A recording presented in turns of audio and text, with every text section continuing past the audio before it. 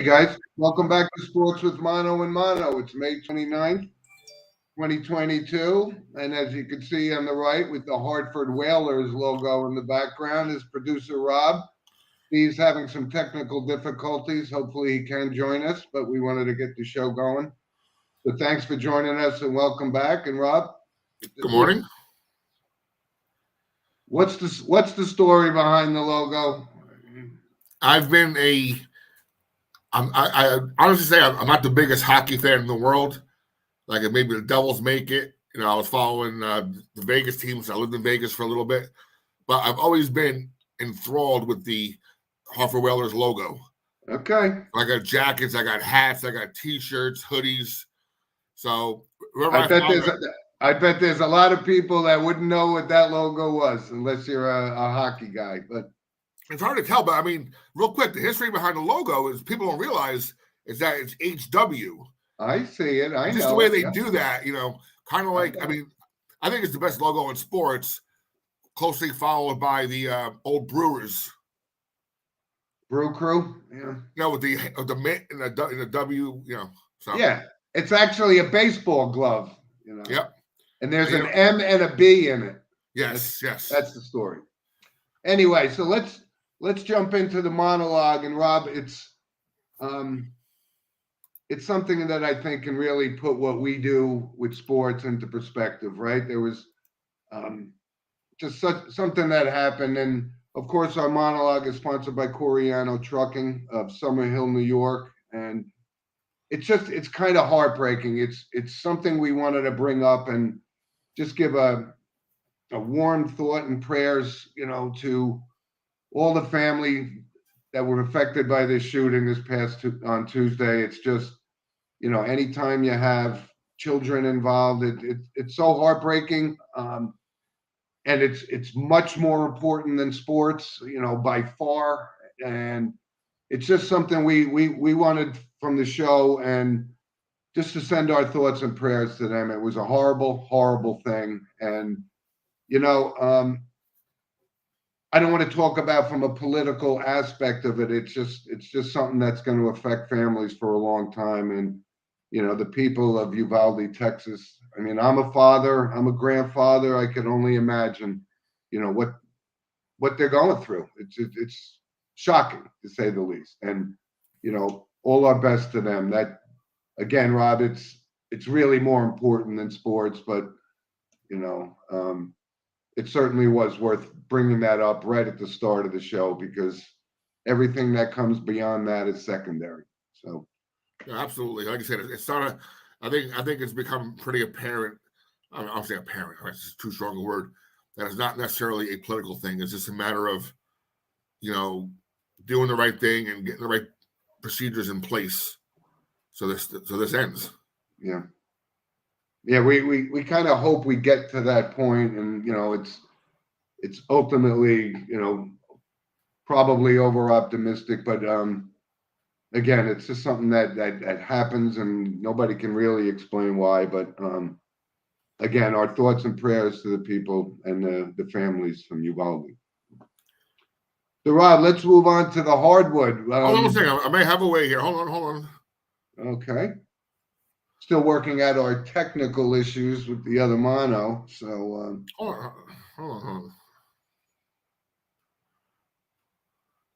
While we're trying to cue that up, though, I wanted to move right on to basketball because I got to tell you, I've watched more basketball in the past 2 months than I have in the past 15 years. And you know why? Because it's been pretty good. And, you know, with this series with Boston and Miami, you know, it's hard to even believe that it's going to game 7 tonight because the shooting by the Heat in games 4 and 3 and 4 were just, you're talking like they were shooting like 7 for 48 from the floor. And, you know, obviously that's not going to get it done. And then, boom, right off the bat, you think that series is over and Butler and Miami come up with a big game. And now we're going to game 7 tonight. What's your thoughts on the NBA? Yeah, it's been interesting. And, you know, Golden State coming back all of a sudden, you know, from where they were the past 2 years, kind of I guess they have a little chip on their shoulder because they want to prove that, they don't need KD to win championships, right? Yes, right. And on the other side, there's one, I've never been a Celtic fan myself. I like to see the Heat do something here, but either way, the NBA fan, like I said, is getting a good bang for their buck because there's been a lot of interesting things going on. And hey, Memorial Day weekend, I don't remember how many times I've watched Jordan down the shore back in the 80s and 90s. Memorial Day weekend on, so it's a good time of year. Yeah. Well, and like I said, the Miami Heat, when you look at them and how they match up against Boston has Smart. They got Tatum. They got Horford. These guys, if you look at against, I think they match up, even better than Adebayo or PJ Tucker, right? So Butler is their guy. Tatum is Boston's guy. And it should be a good game 7. I think it's in Miami. Is the game in Miami? Yeah, because they were the higher seed, so they would. Right. But this series has proven, though, there's no real home advantage. Exactly. Because each team is exactly right. And Steve stands by his original pick, Celtics in 7. He says, I'm well aware. I haven't wavered either. My pick was the Heat, and I'm sticking with it. And I know Mike Garvey's sticking with it too. So, but you know what, Rob? You brought up Golden State, and I felt the exact same way. I'm actually happy for these guys because I like Curry, I like Thompson, and I think Draymond Green is as kind of roughhouser as he is. He's a really, really good player, and I wouldn't be disappointed to see Curry and Thompson and Green get another title without Durant. That was a great point you brought up. It would be phenomenal. I mean, I know we can't go back in time, and everybody's comparing like LeBron and Jordan and everything, and they cross paths maybe real little in the beginning, but how phenomenal would be a playoff Game 7 match where you had Draymond Green playing against Dennis Rodman. Those guys would just, or even a Lambeer, right? I would want to see this have a camera focus just on them the whole game. Yeah, and when you look at that, I mean, we know how physical those Pistons teams were. I mean, people could say they were downright dirty. And I don't think the game is any less physical, but you just can't get away with it anymore. That's the problem. So we're getting these guys, they're going to the line 40 times a game, and the game's being decided at the foul line. And that takes away a little bit from, because I love to watch Thompson and Curry just shoot the lights out of the ball. But I wrote a column on JPM Sports Entertainment a couple of weeks ago, and I kind of went out on a limb, and I really like this turnaround from Jimmy Butler, and I'm not ruling their chances out at home tonight. So I'm sticking with my original thing. Have you seen, I'm sure it's been out there pretty often, have you seen Jimmy Butler's backstory? No, like what? What do you mean? At the age of 13, his father left when he was real young or something. His mother at the age of 13 had kid and abandoned him. Yeah. So he was homeless for a while, living in shelters, and then kind of made a star out of himself, Yeah. Oh, you can get a bunch of those stories. But like I said, he's a real dominating, but the way he was shooting in game 4 was, I go, wow, he went from one extreme to the other. He drops 47 in game 6. It's amazing. So the NBA, like I said, Rob, it's been much, much better than I recall it in the past few years. That's for sure. I love it. Let's move on to the ice, the playoffs. And listen, I appreciate the backstory with the Hartford Whalers. And you're right. It's like that FedEx that people don't realize there's an arrow in the name. If you look at it closely, that you can see the H, and there's the W, and it's pretty cool.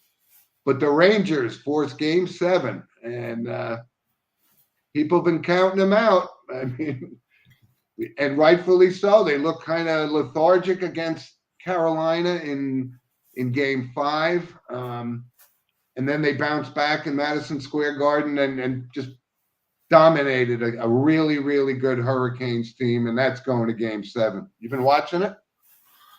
I haven't really been watching a lot of hockey. You should. It's that good. Oh no! I will when it gets to the finals, or But who, semifinals. But it here's seems what though, here's what the winner gets. They get to play the Tampa Bay. two-time defending champs. Who's on the verge of being a dynasty, right?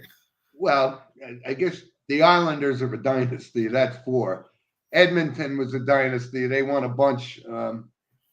But yeah, you're right. If they win this, you got to give them the dynasty tag for sure. So that's going to be a tough series, no matter who wins. But I like the Rangers' chances in Game 7. I think they proved that they can come back from this. I think Carolina's a much better team than the Pittsburgh Penguins.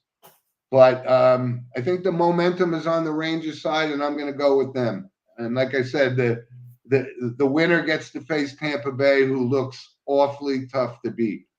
And out on the West, the West side, Steve and I have talked about it time and time again with Connor McDavid. He is the new best player in hockey, and he's not disappointing. Scores the winning goal, obviously, in overtime to send them into the conference finals.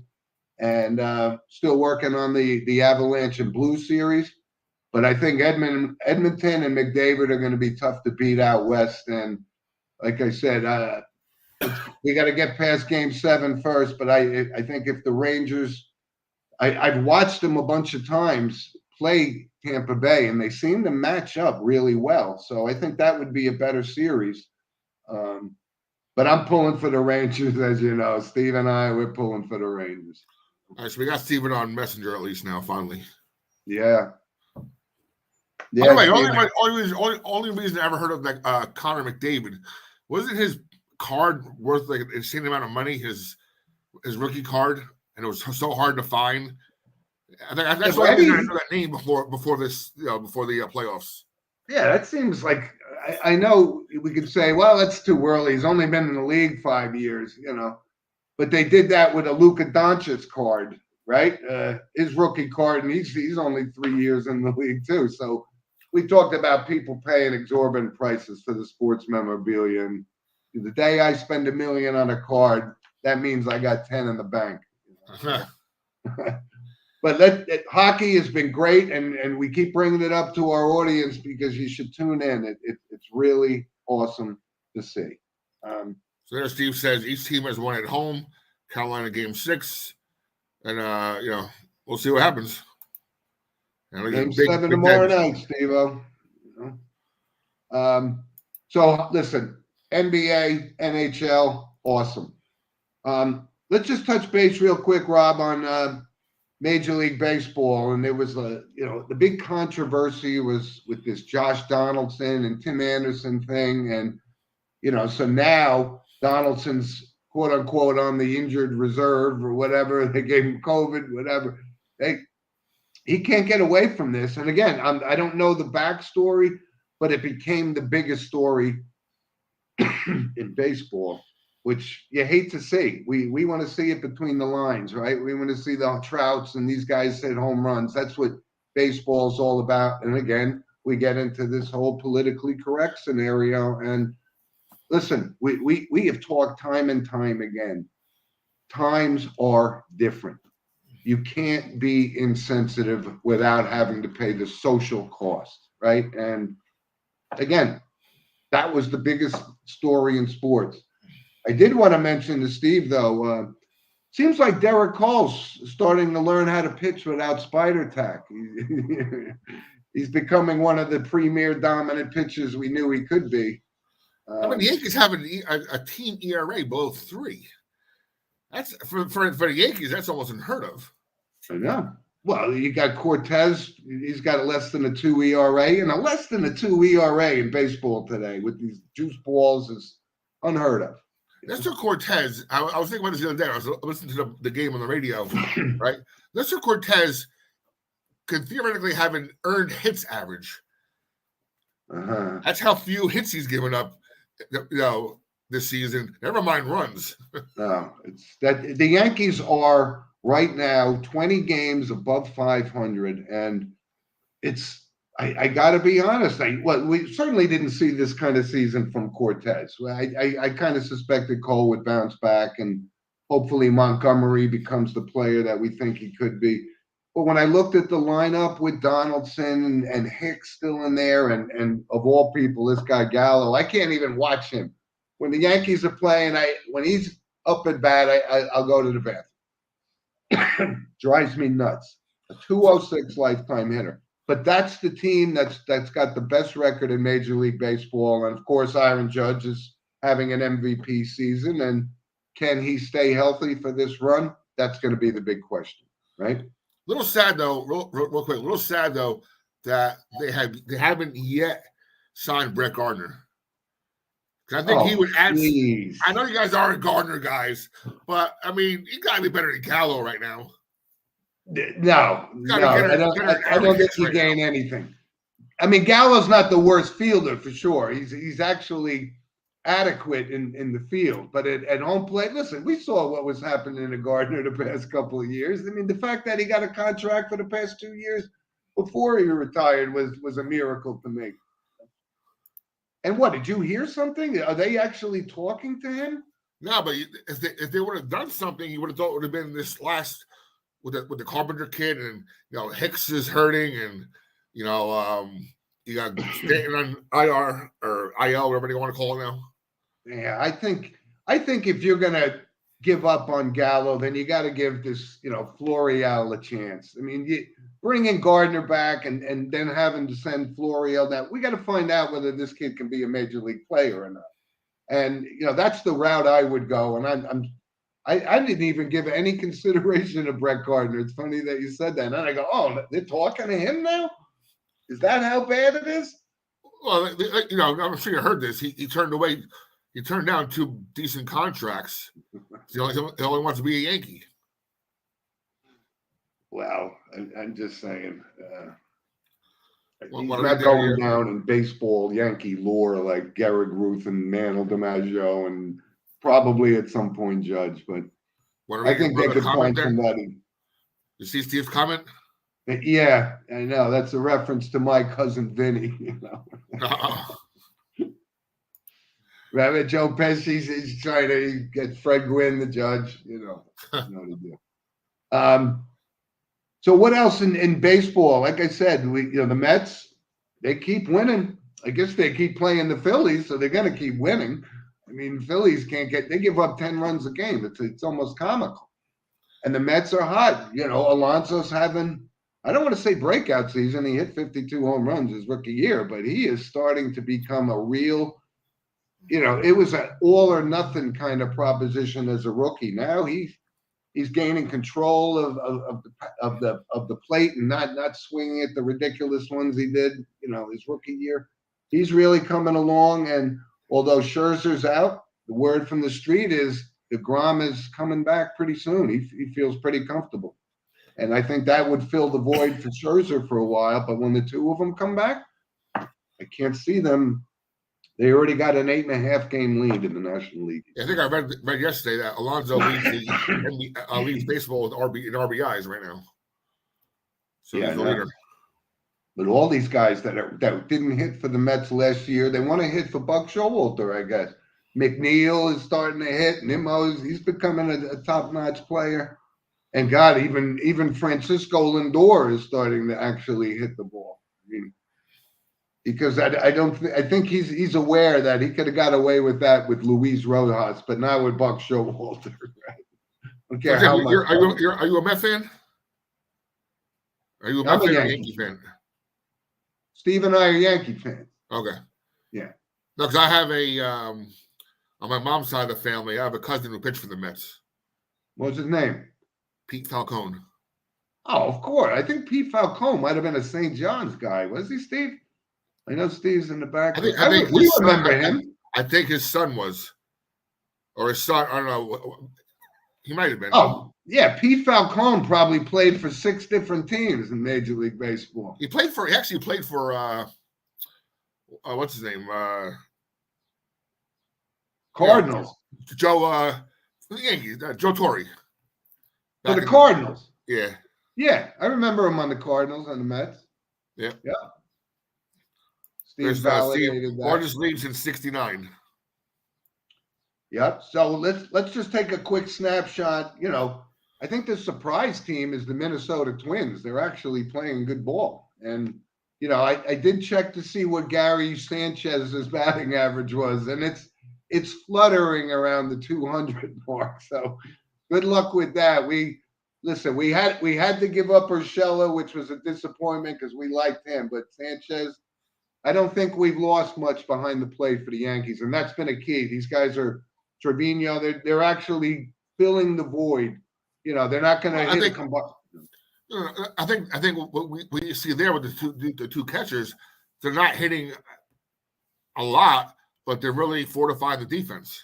No, and they're coming up with some big hits every now and then. We don't expect them to be Johnny Bench and hit 275, right? So that's a surprise, but the Twins are a surprise. Like I said, that's kind of weak. People keep saying the White Sox are the best team in that division, and I'm going, I'd watch them play the Yankees. The Yankees kind of crushed them all but one game, I think. And the Dodgers are the Dodgers. The Dodgers are going to win the National League. They got an all-star team on the field. So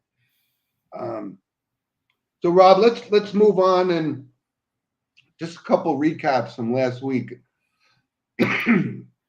Don't know if you were watching it, but the PGA Championship was last week, and this kid, Mito Pereira, had the lead, and it was heartbreaking to watch this kid because he had Justin Thomas lurking, right, 7 shots off the lead going into the final round, and then the guy gets to 18 and he drove the ball like I do. It was ridiculous. Like he didn't look like a professional golfer. And the ball went exactly where I would hit it, in the water. It was really heartbreaking to see. And not only did he collapse and not get birdie, at least get a par and go into the playoff, he bogeyed the hole. He didn't even make the playoff. So Justin Thomas sneaks in and takes on Will Zalatoris, who Steve and I talked about on the last show. This kid is going to be around for a while. He'll get his major, but he got a good taste of it. But got to give Justin Thomas credit. He fought all day long, overcame that lead, and he won the PGA Championship, his second major. You don't watch golf, do you? Not really. No? No, I used to watch a lot more golf when I played golf, and it's been a while for that. Well, U.S. Open will be coming up, and I think the final round this year, again, is on Father's Day, so that's always a special day for us. But what a job by Thomas. And, when we look at some of these guys, like I think Jordan Spieth's like a Sidney Crosby of golf. He's always whining. He's a whiner. Thomas, not so much. He handles himself with class, and I love that. I love when a guy like that wins. And Zalatoris is the same way. That's why we're rooting for him to win a major down the road. So the PGA, that recap, and we got to bring up the Preakness Stakes, which was the second leg of the Triple Crown. I think golf needs an alternate broadcast. What do you mean? They need like a Manning cast, just to make it a little more. Now you guys are serious fans, right? I'm not a serious fan of golf, but I wouldn't mind a little humor mixed into my golf. Get an alternate broadcast that maybe No, I don't know. I disagree.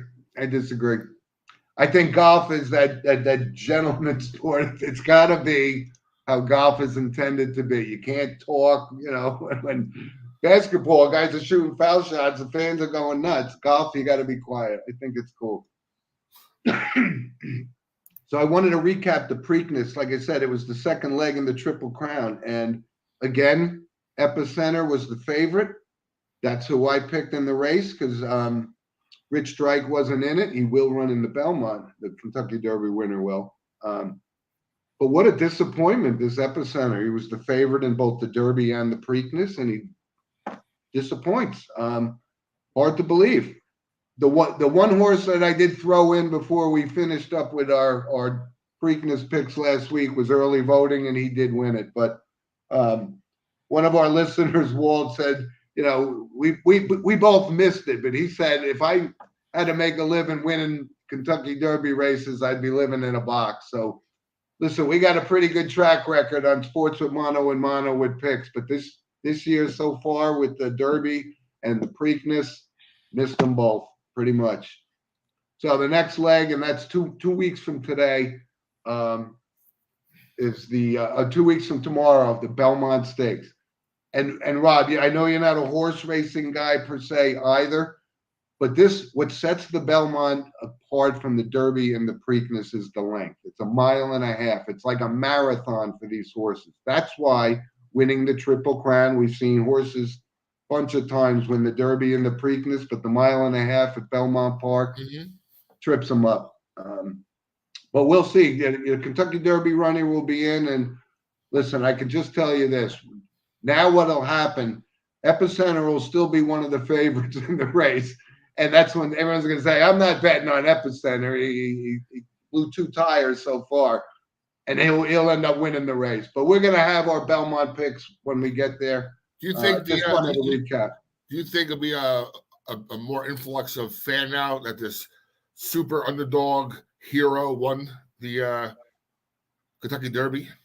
Yeah, but to think it's going to generate the kind of buzz. I don't know if you remember it, but when American Pharoah was going for the Triple Crown, it was almost like a phenomenon. It was really something. The record attendance at Belmont Park, that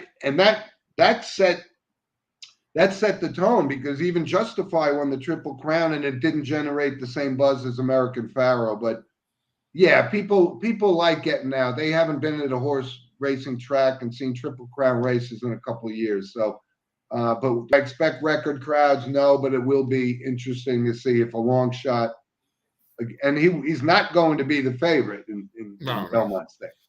That much I can tell you. But I'll be rooting for him because I love it. We all love underdog stories. So. Oh, no question. No question. I don't have any other skin in the game other than, liking a horse like I did with American Pharoah. And I remember what I did. I knew I believed American Pharoah was going to win the Triple Crown. So I went to OTB and I got my, $20 to win on American Pharoah, knowing very well I was never going to cash that ticket. And I had it framed and everything. So, but no Triple Crown this year. But yes, Rich Strike will be running in the Belmont in 2 weeks. And you know what? We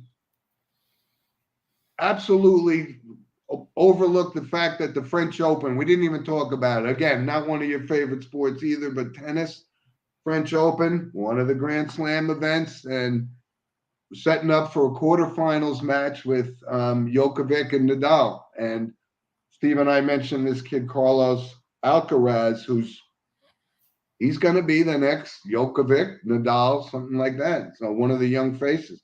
And then on the women's side, all of the top seeds are getting knocked out left and right.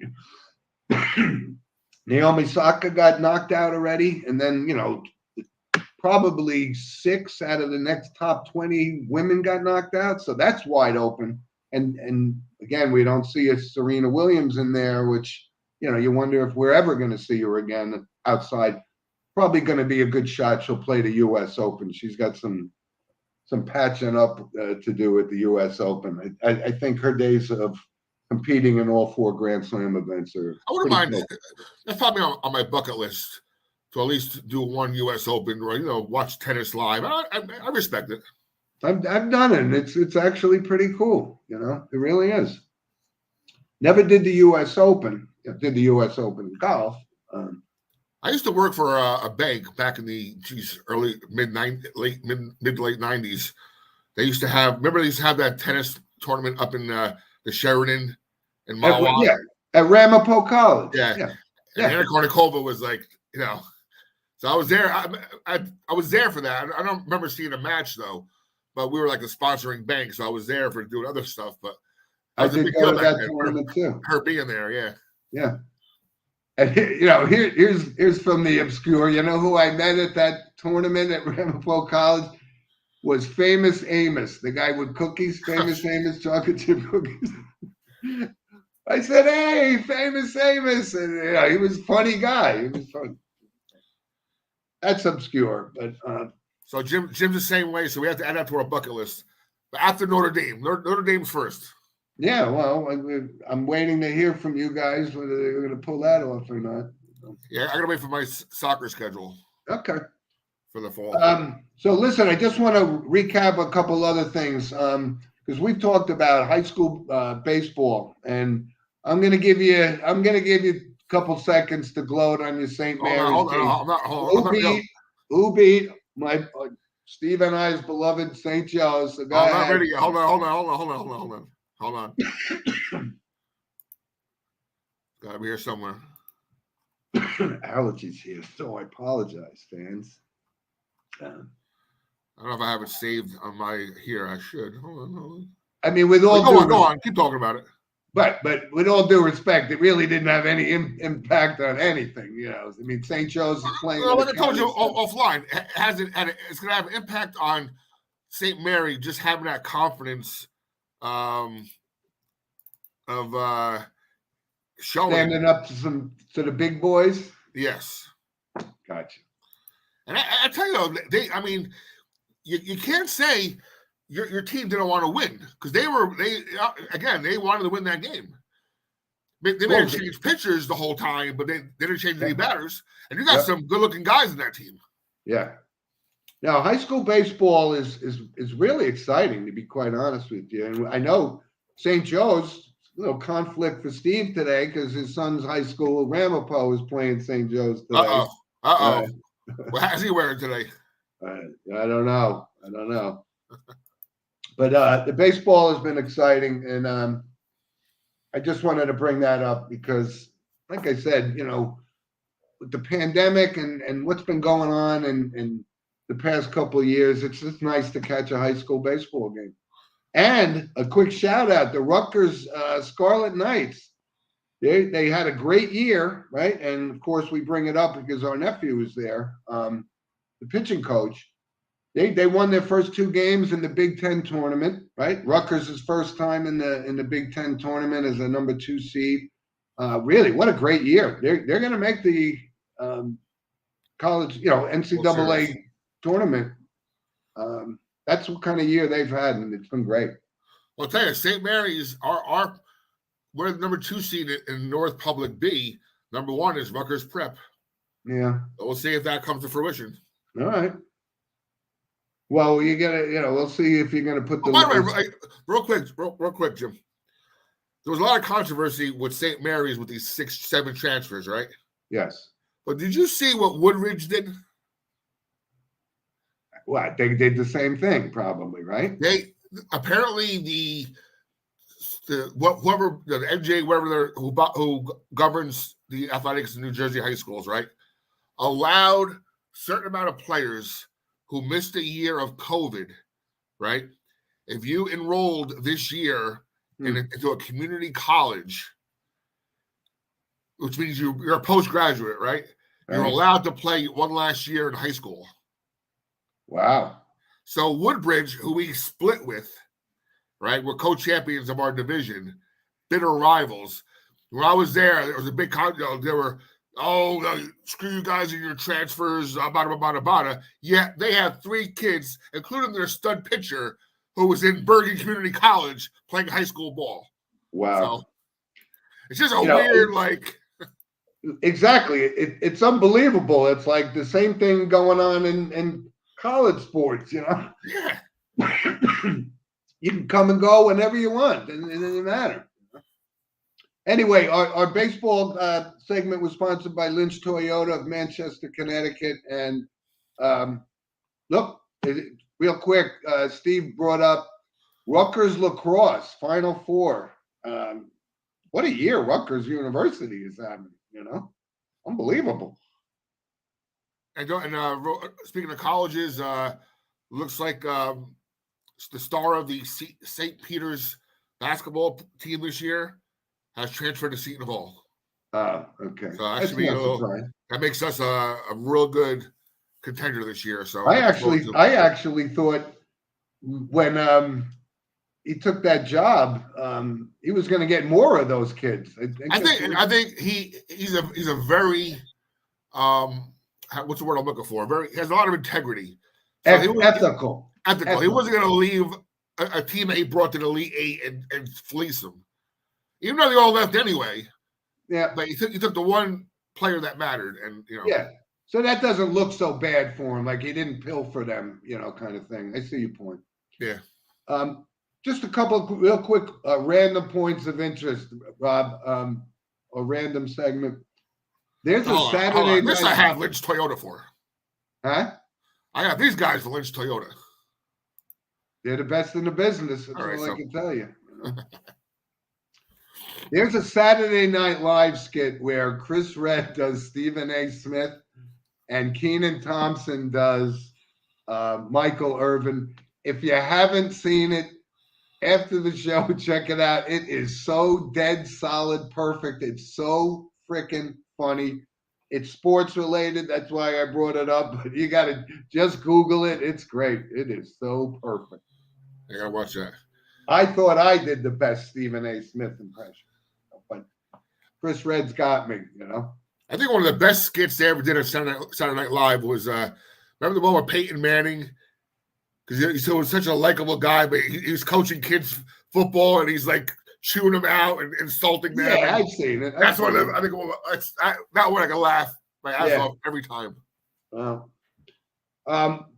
Random points. The Deshaun Watson situation. I mean, they got to come to a decision on this, and I'm not sure which way they're leaning. I mean, the outcry against this kid almost screams that the NFL has to suspend him for the personal conduct policy. But I don't know I'm wondering if a deal was done before they pulled off this, this trade to get him and emptied the vault to get him.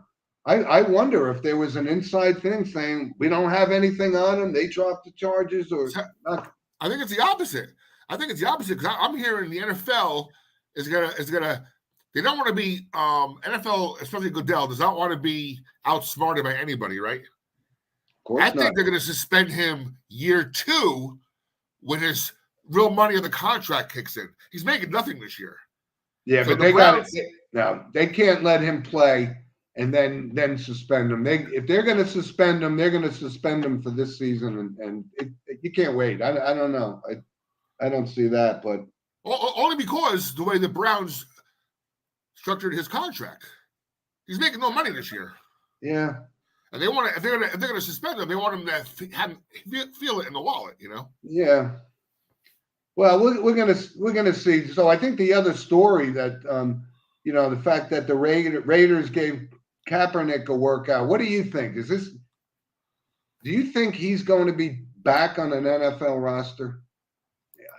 I wonder because.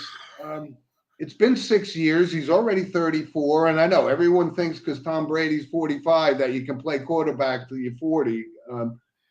And his record wasn't really that good in the last couple of years. He did get into the Super Bowl. Doesn't matter. I'm pulling for the kid if he's good enough to get a job on a roster. But if we're going to do this for other reasons, then it doesn't make sense. I think he's at this point. Yeah, I'd like to see him get a job, but he's going to have to put his ego in check and be a backup. He's not starting anywhere. I'm surprised he was the Raiders.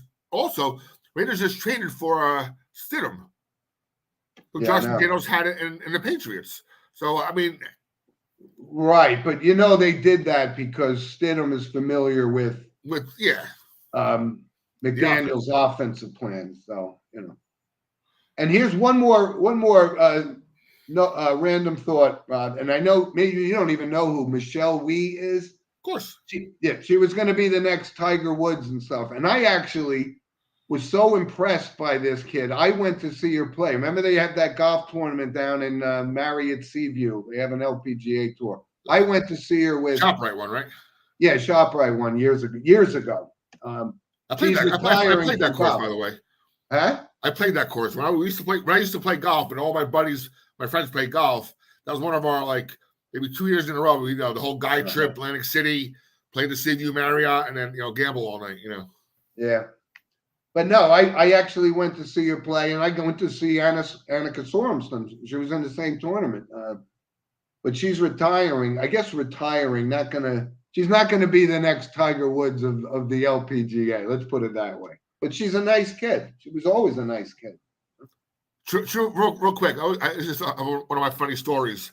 You know, everybody tries to get into the domain game, domain name game. Like you see a rising star, you buy the .com. Yep. So I did that for a local female golfer. Remember Marina Alex? I don't. She went to like Wayne Hills. Then she's still playing. She's won a couple of championships. But when she was in high school, I'm like, you know what? Let me give it a shot. I put up her name. Her domain name was available. So I buy marinaalex.com. Sat on it for a couple of years and then said, nothing's happening with this. The year after, she finally, she does really good in college. I think Vanderbilt she went to. Championship in college. And then has had a pretty decent career in the LPGA. But, I didn't hang on to it long enough to sustain any, value for it. I think Mark Cuban made a fortune doing the same exact thing. And people are still doing it. That's right. Right. He did it. He did it before, when the internet was just starting. Yeah. Yep. Think about it. All these Yankee prospects, right? You gotta find somebody you have to know somebody who's with any baseball team or a pro team, what they're thinking about, and buy the kid's name now, right? If you see a kid who's 12 years old hitting home run over the fences every Babe Ruth game, buy his name now because he's not gonna get a chance to. That's our tip from the producer, spoken like a typical producer, right? Anyway, so Rob, we got a couple of notables, and before we move on to the notables, it's Memorial Day, and Steve and I, our passion for the veterans of yesterday and the veterans of today is, it just stays with us. And I had an opportunity actually yesterday to talk to a World War II veteran. Guys, it's so nice. These guys are in their 90s. And every year I go to go to a service, in Ramsey and talk to some of the veterans. And it's just difficult to watch year after year. There's less and less of them. But, on Memorial Day, we send our gratuitous thanks for all the sacrifices that our veterans have made, and yesterday and today.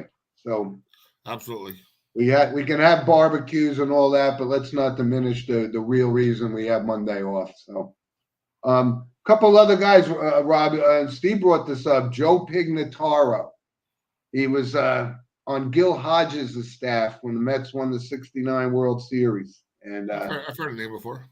Yeah, so he was with the Mets for a while, but he was kind of known, like he was traded to the Kansas City A's because the Dodgers needed money to build Dodger Stadium. So they say he was traded for Dodger Stadium. That was kind of the noteworthy reason why we brought him up.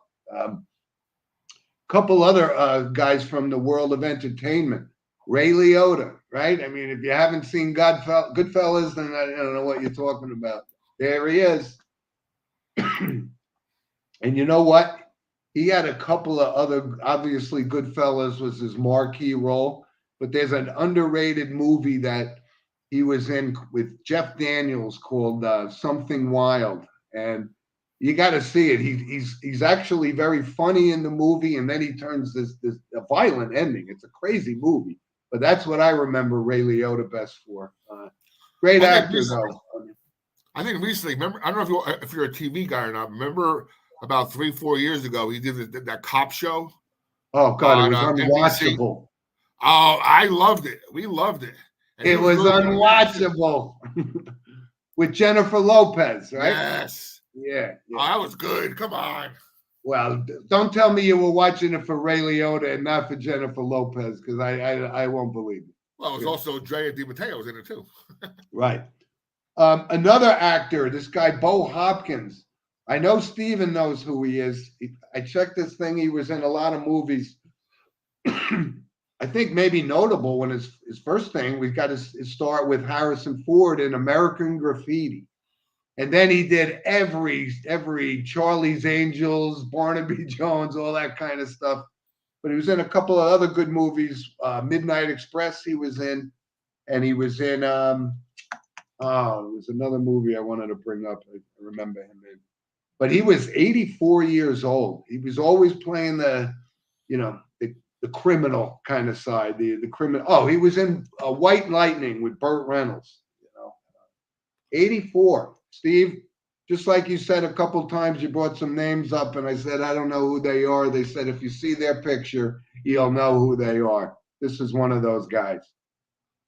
And finally, from the world of music, Alan White, from the drummer for Yes, passed away this week. 72. And listen, I never saw Yes, but I know a lot of people who have, and I like their music. I listened to their music. I just never saw them in concert, but he was a great drummer. That was a great band. And they packed the house when they played the Garden. It was packed. Makes you wonder. Speaking of touring bands and musicians, Paul McCartney is touring this summer, right? And during the tour, he's going to be 80 years old. I can't. My mom's 82. I can't mention her touring the world and singing the songs. Hey, Crazy don't look now, it, but right? don't look now, but Mick Jagger's getting close to 80 as well, and they're touring. So that's Steven's favorite band. So who's that? Anyway, Rob, thanks for jumping in, Steve. We'll get these technical difficulties fixed next week. You were sorely missed, but again, just remember our veterans. Remember the kids from Uvalde, and we're going to be back. Rob, we always encourage our audience to send us an email at sportswithmonoandmono@gmail.com and send us comments on Facebook. It was nice to have you on the show today. And next week, you can't have the Hartford Whalers background again. Well, if we lose, all right. Yeah. All right. Next week, it'll be the Gales next week. Right. All right, everybody, have a great holiday weekend and enjoy. And summer's right around the corner. It starts today, right? I guess. Tomorrow is 95 degrees. All right, everybody. See you next week on Sports with Mono and Mono. Thank you. Take care. Bye.